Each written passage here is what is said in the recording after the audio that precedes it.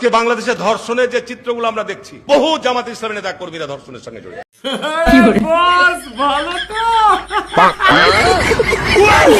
ভালো না থাকলেও সমস্যা নাই, কারণ আজকের এই ভিডিও দেখলে এমনিতেই ভালো হয়ে যাবে। কেননা আজকের ভিডিওতে এমন কিছু দৃশ্য রাখা হয়েছে যেগুলা দেখলে হাসি থামবেই না। শুধু তাই নয়, এই ভিডিও দেখলে বুঝতে পারবেন বিনোদন কাহাকে বলে। তবে ভিডিও শুরু করার আগে একটি লাইক করে শুরু করুন।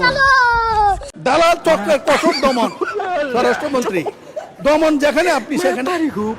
আপনি যদি দমন না করেন, জাতি প্রস্তুত হচ্ছে আপনাকে যে কোনো দিন দমন করার জন্য বেরিয়ে আসবে।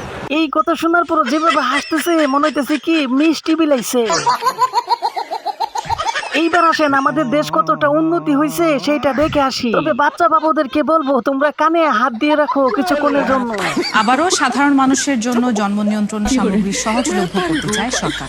এজন্য বাজেটে ১,০০০ কোটি টাকা বরাদ্দ করেছেন অর্থমন্ত্রী।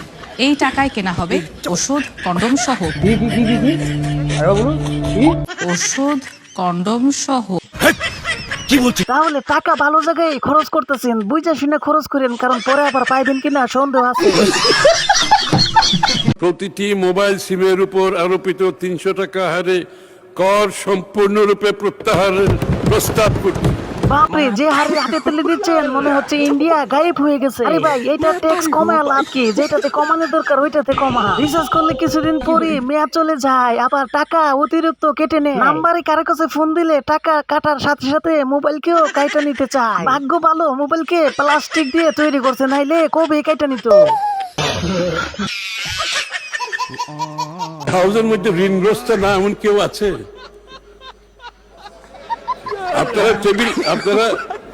আপনারা এই টেলিভিশন, গাড়ি, এইগুলোর ডে টু ডে বেসিসে কোনো না কোনো ঋণ তো সবাই থাকে। হ্যাঁ, ঋণ নাই? হ্যাঁ,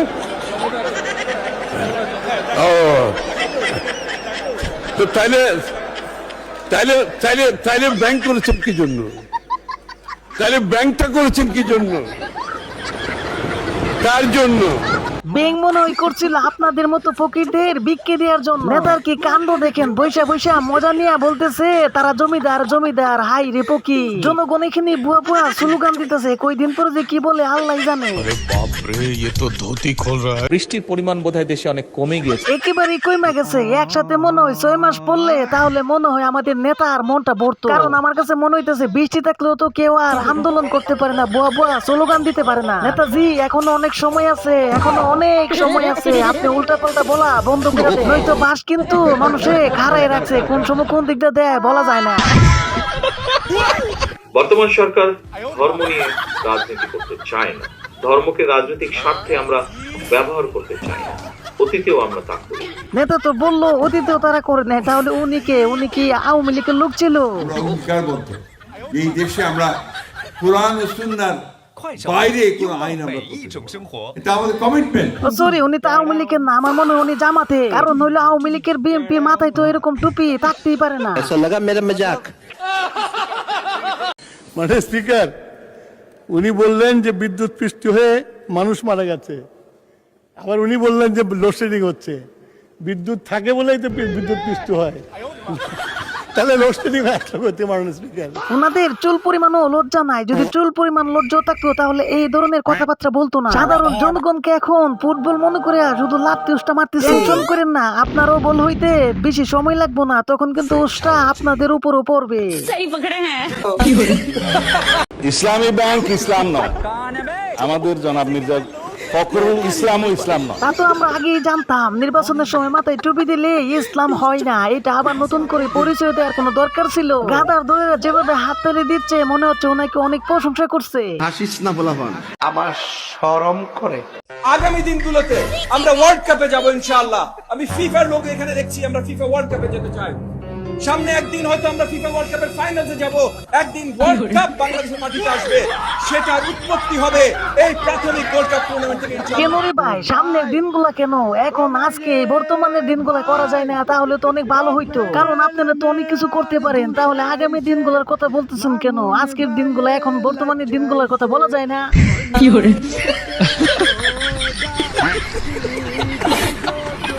ভবিষ্যতের কাউকে কেন বাস দিতে হবে? চলেন ছোট্ট করে শুনে আসি।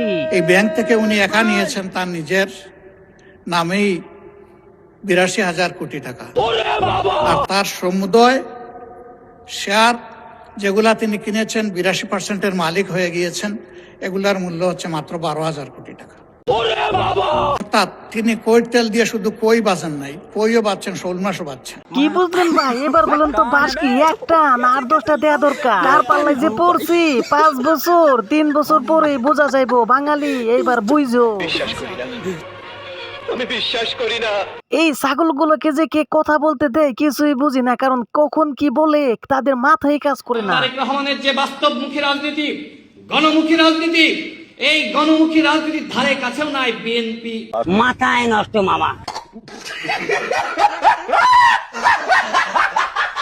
প্রতিবার বাজেটের সময় নিত্য প্রয়োজনীয় জিনিসের মূল্য পরের দিনই বৃদ্ধি পায়।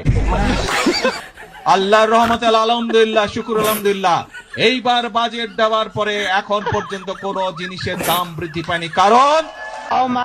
কারণ চাল, ডাল, তেল, নুন সব প্রয়োজনীয় যে জিনিসগুলো আছে তার উপরে যে সকল ট্যাক্স ছিল, বর্তমান সরকার এই 2 দিন আগের বাজেটে 60টি পণ্যের উপর থেকে ট্যাক্স তুলে নিয়েছে। হাই রে নেতা, মিথ্যা কথা তো গুছায় বলতে পারেন কিন্তু সত্য কথা গুছায় বলতে পারেন না। চলেন তাহলে আপনার সত্য কথাটা আপনার এক মন্ত্রীর কাছ থেকে শুনে আসি।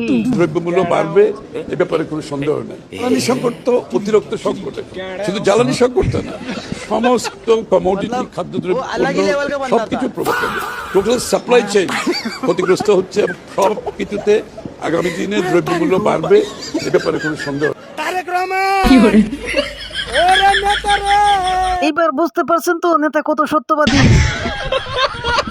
শিক্ষাক্রমে বাংলা ও ইংরেজির পাশাপাশি বাধ্যতামূলক 3য় ভাষা যেমন জাপানিজ, কোরিয়ান, ম্যান্ডারিন, আরবি, ফ্রেঞ্চ, জার্মান ইত্যাদি কারিকুলামে অন্তর্ভুক্ত করা হবে। যাই তো পোলাপান একটু লেখাপড়া করার চেষ্টা করতো, এখন তো এই নিয়মের কারণে আমার মনে হয় না কেউ স্কুলের দুয়ারে যাবে।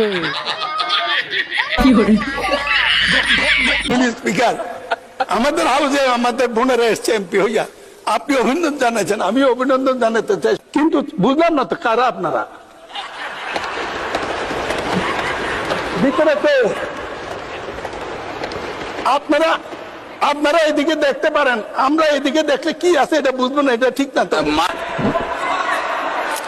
আপনারা মাননীয় সদস্য আপনারা বসেন।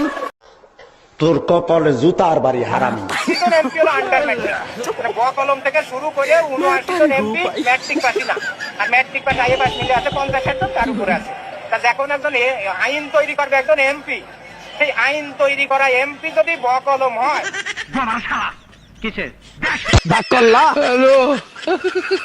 তবে বন্ধুরা আজকের জন্য এই পর্যন্তই, দেখা হবে আবার অন্য কোনো ভিডিওতে। Bye bye, tata, Gaya.